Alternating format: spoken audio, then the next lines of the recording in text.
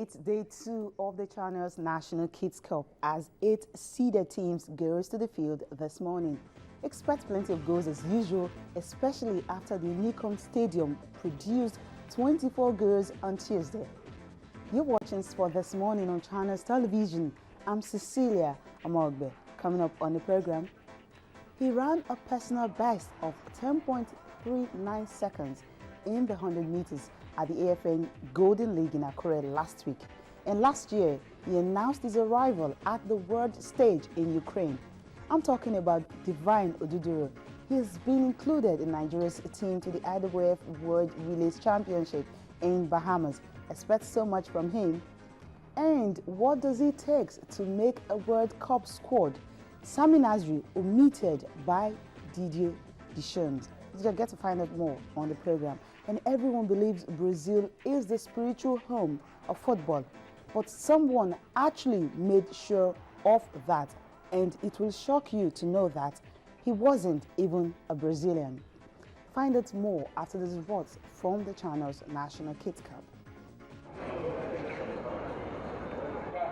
St. Paul Primary School, Lagos Island, and Agwegba Anglican Church Primary School kicked off proceedings at the Unicom Stadium. A competition that has produced so many. As center referee Sani Quadri signaled the start of the first half. Number 4 is Sporting. Both sides showed their strong intent as no goals could separate the sides at regulation time. The game headed for penalties with Agwegba edging out St. Paul 4-1. He takes penalty number 1 and his penalty hits the woodwork. Penalty number 4. And once it's scored, then it's as good as through. And they are indeed through to the next stage of the preliminary stage of the Channel's Kids Cup in Lagos. It was harvest of goals in the day's second game. Goodness and Mercy Primary School showed no mercy to the boys from Toydam. This looked like a chance for them. And look at that, first goal! The first goal coming to Goodness and Mercy. Newcomers, Cantoneria, sent another debutant team, Command Children's School or Job Packing, 3 goals to 1. And a good cross. This looked like a shot goal. Certainly a goal. I pray that God will give us the strength to do more and more and get to represent Lagos State and get to the top. The match was a very tough one, but we tried. But next time, I know we'll do better. The rules are clear. Once your team is beaten, it's bye-bye to the competition. For the losers, it's better luck next year. Ewoma Irene reporting for Channel's Television News.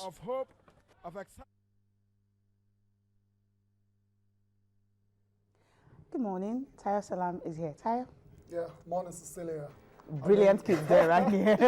Well, the kids were having fun. They had loads of fun yesterday, and it was really exciting. I saw a few of the games on TV, and the typical game you expect from kids at this level. Not too much tactics involved, a lot of running around. They're just having fun. Yeah, they're having fun, and that's what they do at this stage, and a lot of running around. But make no mistake, there were actually, there was a bit of quality on display as well. So the game between the Buteneta, I think it was Ice Coke. I saw 2 brilliant goals. So we'll get to see it in the show later. We'll definitely get to see that. But let's just take a look at what will happen today. 10 a.m. same time. It's starting again this morning, 10 a.m. till about 1 p.m. You have the other seeded teams will take center stage this morning at Campus Square and, of course, at Unicom Stadium. And there's so many teams that will be participating, just 8 teams that were seeded.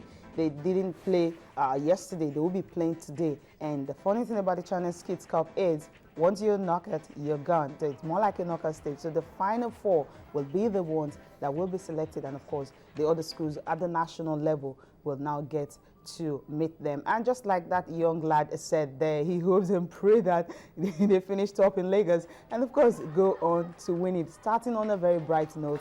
And this is a good goal. Yes, that's the goal you're talking about. The chance. Classic. Could that be the opener? And look at that finish on the platter for that striker to give them the 1-0 lead. Very good goal, and we see this thing. We see it at the top level of the game as well. Too. They were defending the throw-in, and in a few seconds they were down the opponent's goal, and they got a goal from it. So, like I said, at this level, you don't expect to see too much tactics, but then we still saw some quality play by these very talented kids. Quality play. I'm loving it. I wish I can just be there. Well, we all can be at Campus Square and Nico. But if you want to enjoy good football, please, and you're not too busy, just go to Nico Stadium. We've got to see this last goal. This goal I think we need to see this one. Awesome strike by Ebutimeta as well. Was it a free kick? Yeah, it was a free kick. Yeah, okay. Free kick. And when they place the ball down, you're looking at him and like, well, is this another mini Ronaldo? what is he going to do here now? And they put it down, and confidently, he put it over the wall and in the back of the net. And that's we get to see it there. Amazing Let's goal. just get to see that splendid goal. I think we can get a little bit of the option here. It's a brilliant one.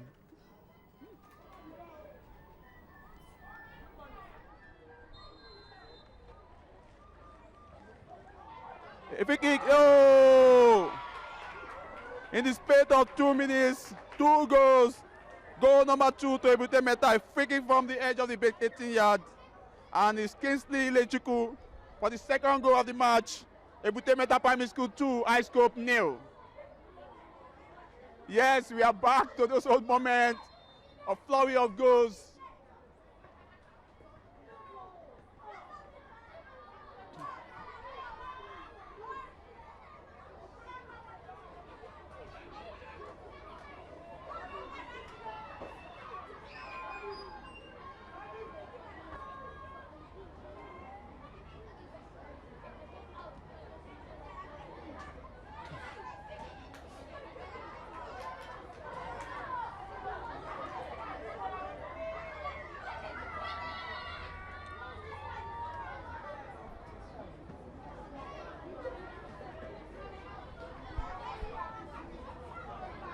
Throwing, wow, taken out of danger for a corner kick.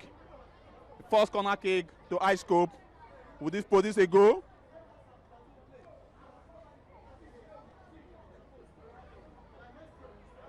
Corner kick taken by jersey number 3. Okay, that was a beautiful one from Ebute. Amazing. Every time I see that free kick, we've got a free kick specialist already in the making. Absolutely, I just marvel. That goal, it made it look very 4 years. It made it look very easy. But believe me, it's not an easy goal to score at all, because it takes a lot of skill and technique and accuracy to actually get the ball over and under the bar, and which is what I did there. Thumbs up to that guy. I'll be looking. I'll be looking out for him definitely for the rest of the competition. I hope the schools, make it through the preliminary rounds, and of course make it to the final 4. And maybe that's only when they can keep track of that, so that you don't just go away after that. Now let's go back. Let's talk about Nigerian Premier League. Of course, there were no games at the weekend apart from the rescheduled matches. But today, Nigerian Premier League returns. Some fixtures are lined up for you. There's so many games expected today. Of course, those teams are topping. I will expect to actually take a chance and see how they can consolidate on their top spot. Heartland and Rangers will be the first team in action today. Lobby Stars and Warri Wolves as another cracker. Gombe United and Kano Pillars, Bayelsa United and Abia Warriors will be in action. Sharks support Harcourt doing so well this season, top of the table, playing against Giwa FC. And El Kaname Warriors and Dolphins will also be in action in match day 12 fixtures of Nigerian Professional Football League. Yeah, good one. Opportunity for Sharks to consolidate against Giwa, playing at home in front of their fans. I expect them to get 3 points in that particular game. And the star match, obviously, between Heartland and Rangers. That will be a cracker. I can't wait for the rest of this game. More of it, you have a Crown FC and Sunshine Stars, Kaduna United and Nimbe City. Remember Nimbe City actually got their very first 3 points in the rescheduled games. Still remain bottom, but at least that is actually a boost for them. But going to Kaduna, well, I don't see them actually getting anything out of this one.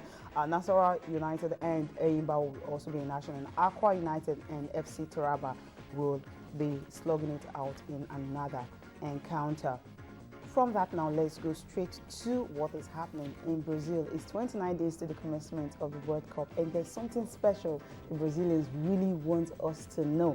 Now, most of us actually feel that Brazil is the spiritual home of football. We know that.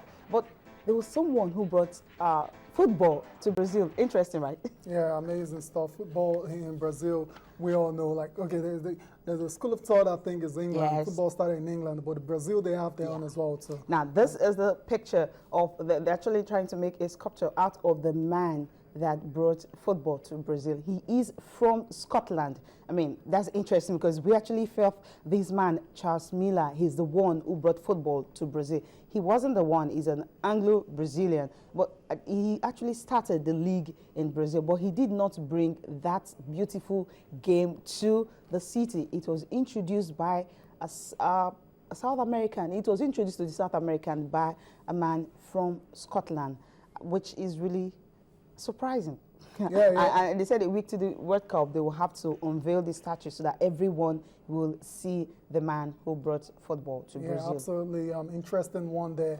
And yeah, it's all good they're doing all these things now, but what really matters to football fans is June 12, really. We can't wait for the World Cup to get started, and that will be the very, that's what football fans are really looking forward to. This is good as well, too, for Brazil.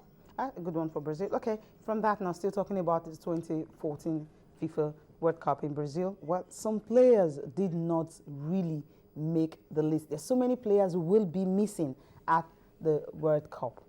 So many of them. Now, starting from, well, Sami Nasri. Surprisingly, I mean, he was left out of, I don't know why a coach, Didier Deschamps, decided to leave Sami Nasri, who won 2 trophies with Manchester City this season. And when he was talking about it, that he may not make the World Cup because of what he did, remember he was actually suspended for about 3 international matches.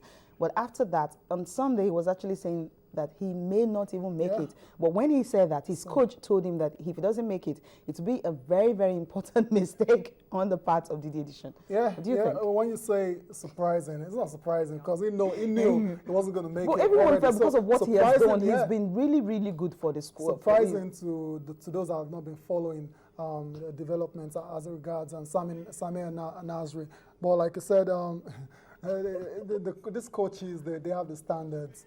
And they know why they pick particular players for major events. And Didier Deschamps, he's been there, he's done it. He won the World Cup in France '98. So there's really, we're not in a position to actually question his judgment on the squad selection at all. No, he's destructive in nature. That's why he says then, good for him. Well, like I always say, like back in Nigeria, I want to bring it back to Nigeria. Everybody clamored for the inclusion of Ike Uche, but Keshi stuck to his guns. He didn't bring him back, and tactically he's not disciplined. Well, and the other one, on the other side of Sami Nasri, he's disruptive. Yeah, I don't know, but really, it's the choice of the coach, and if he feels Sami Nasri doesn't bring what he wants into the team, then it's his prerogative to drop him, and that's what he's done. But the quality of Sami and Nasri will be missed, definitely, it will be at missed. the World Cup. He's a very good player and has had a very good season. Yeah.